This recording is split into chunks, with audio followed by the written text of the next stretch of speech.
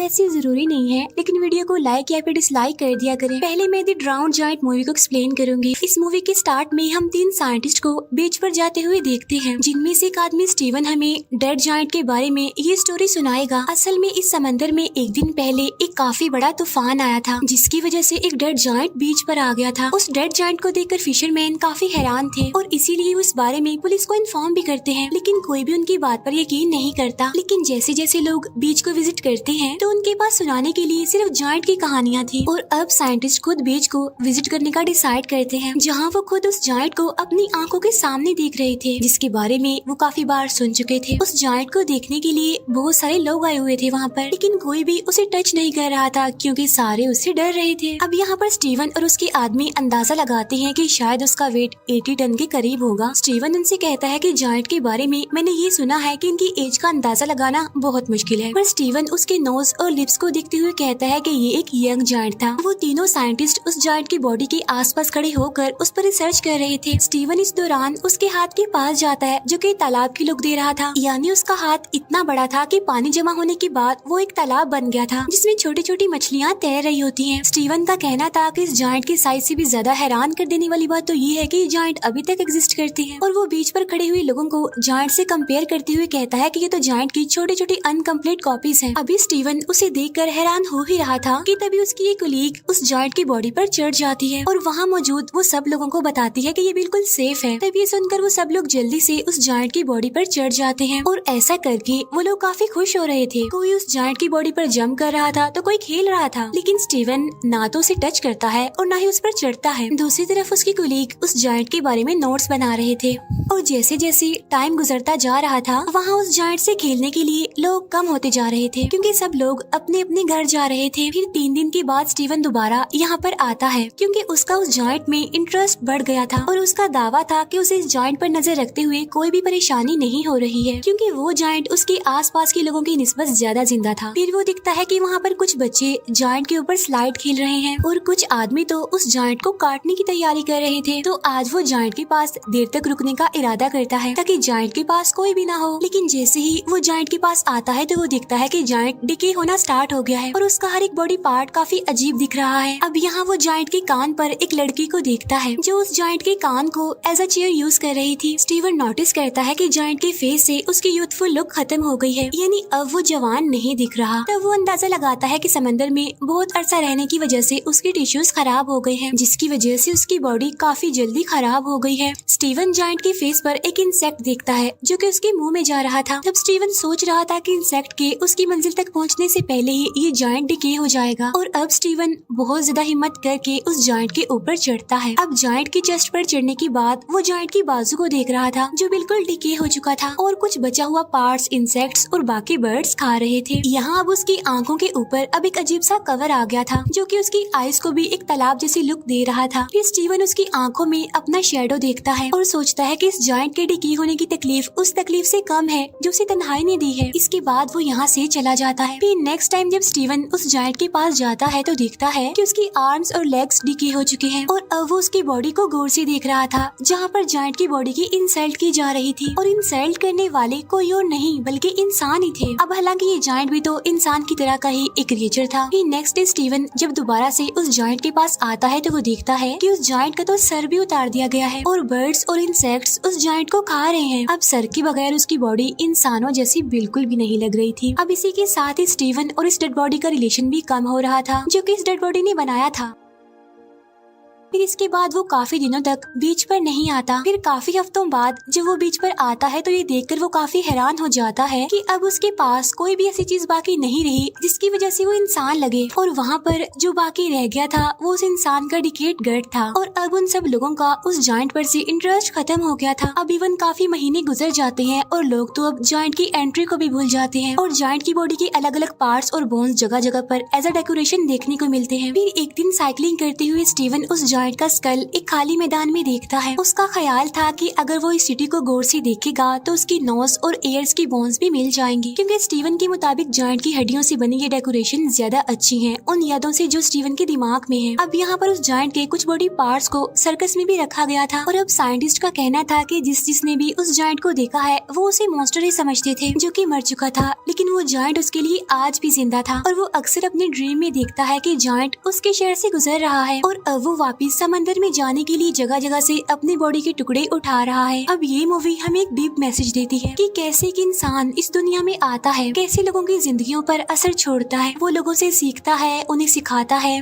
लेकिन फिर जब वो इस दुनिया से चला जाता है तो लोग उसे भूल जाते हैं। इवन दिन, महीने, साल गुजर जाते हैं लेकिन कोई उसे याद नहीं करता। सेम ऐसे ही जैसे हमने इस मूवी में देखा कि कैसे एक जायंट आया और सबके अट्रैक्शन बन गया, लेकिन फिर वही बात, दिन, महीने, साल गुजर गए लेकिन किसी को वो याद नहीं रहा। असल में यही इंसान की जिंदगी का कड़वा सच है कि जब तक कोई इंसान जिंदा रहता है तो लोग उसे याद रखते हैं, लेकिन अगर वही इंसान मर जाए तो थोड़े ही दिन बाद लोग उसे भुला देते हैं। और अब मैं एक्सप्लेन करूंगी आइस एज मूवी को। इस मूवी के स्टार्ट में हम एक कपल को देखते हैं जो कि एक न्यू अपार्टमेंट में शिफ्ट हुए थे। उनमें से आदमी जिसका नाम रोब था वो अपने घर में कुछ सामान लाते हुए नजर आता है। मीनवाइल उसकी वाइफ गेल घर में सामान सेट कर रही होती है। गेल को अपने इस न्यू अपार्टमेंट में एक पुराना फ्रिज नजर आता है जो कि लैंडलॉर्ड इस घर में छोड़ गया था। अब गेल उस अगली फ्रिज से परेशान थी, पर रोब उसे कहता है कि पुरानी टेक्नोलॉजी में जरूर कुछ अमेजिंग होता है, जिस पर गेल टॉन्टिंग वे में कहती है हाँ ये अगली सी मोटर जो इसके ऊपर लगी हुई है। अब गेल यहाँ पर न्यू फ्रिज रखना चाहती थी लेकिन रोब अभी न्यू फ्रिज अफोर्ड नहीं कर सकता था। गेल अपने हस्बैंड की चालाकी को मजाक में उड़ा देती है। अब वो दोनों इस इशू को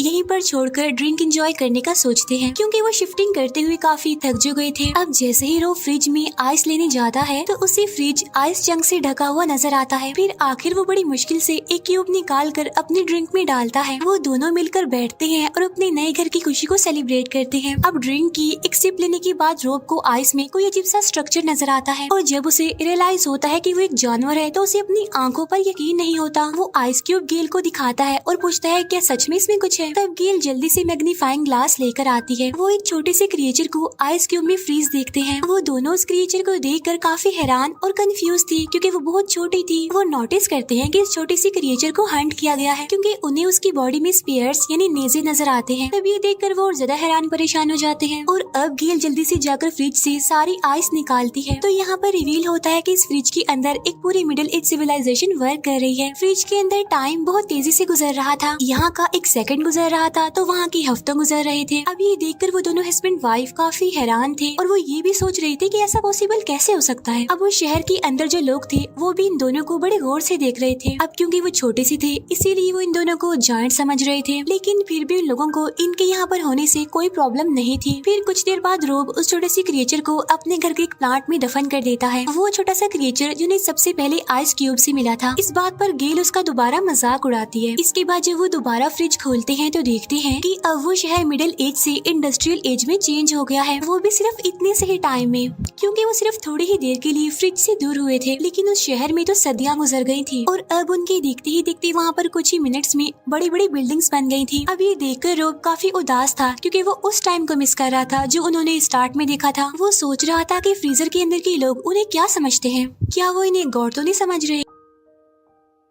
लेकिन तभी वो दो कंस्ट्रक्शन वर्कर को फ्रीजर के अंदर ही उन्हीं के बारे में बात करते हुए देखते हैं। वो कह रहे थे कि हम इन दो पागल जायंट्स को हर रोज देखते हैं और हम उस ब्रोकली को भी देखते देखते थक गए हैं जो गेल के दांतों में नजर आ रही थी। और अब उनके देखते हुए ही वो इंडस्ट्रियल कम्युनिटी मॉडर्न कम्युनिटी में चेंज हो जाती है और वहाँ की सारी बिल्डिंग सुपर स्ट्रक्चर में चेंज हो गई थी और साथ साथ उन्हें वो छोटी छोटी चीजें उड़ती हुई नजर आती है जो रोब को लग रहा था कि शायद ये प्लेन्स हैं। और टाइम को गुजरते हुए वो लोग काफी गौर से देख रहे थे। रोब अब इस एज को देखकर सरप्राइज था और सोच रहा था कि अगर ये हमारी दुनिया से रिजेंबल करता है तो इस मॉडर्न एज की बात क्या होगा। और इतनी ही देर में वो वहाँ पर एक लाइटिंग ऑब्जेक्ट को देखते हैं। तब रोब हैरान होता है कि ये क्या चीज है और वो उसे देखने के लिए करीब जाता है। इसके बाद वो जोरदार झटके से दूर गिरता है। अब गेल उसकी हेल्प के लिए उसके पास जाती है और उसका फेस जला हुआ देखती है, जिससे उनको अंदाजा होता है कि वो एक लॉन्चर था और वहाँ पर वॉर चल रही थी। फिर जब वो कुछ सेकंड्स के बाद वहाँ पर जाते हैं तो वहाँ पर सब कुछ खत्म हो गया था। अब वो इस फ्रीजर को बंद कर देती है क्योंकि वो इस वॉर को बढ़ाना नहीं चाहते थे। इसके बाद वो लोग पिज्जा ऑर्डर करते हैं, अपने खाने को काफी इंजॉय करते हैं और अब उनको तकरीबन 1 घंटा गुजर गया था। उन्होंने अभी तक फ्रिज को खोल कर नहीं देखा था कि वॉर खत्म हो गई है या फिर नहीं। अब रोब कहता है कि हमें उस फ्रिज को दोबारा खोलना चाहिए, लेकिन इस बार वो शायद डर रहे थे। वो वहाँ पर सब कुछ खत्म हुआ देखने से डर रहे थे, लेकिन जब वो फ्रिज खोलते हैं तो वो काफी हैरान रह जाते हैं ये देखकर कि वहाँ पर वॉर खत्म हो गई है और छोटे छोटे इंसानों ने सब कुछ रिकवर कर लिया है। वो वहाँ छोटी छोटी फ्लाइंग कार्स को भी देखते हैं जो कि सिटी में पर्ल्स की तरह लग रही थी। वो सिटी की इस स्टेज को अपने फ्यूचर से कंपेयर करते हैं।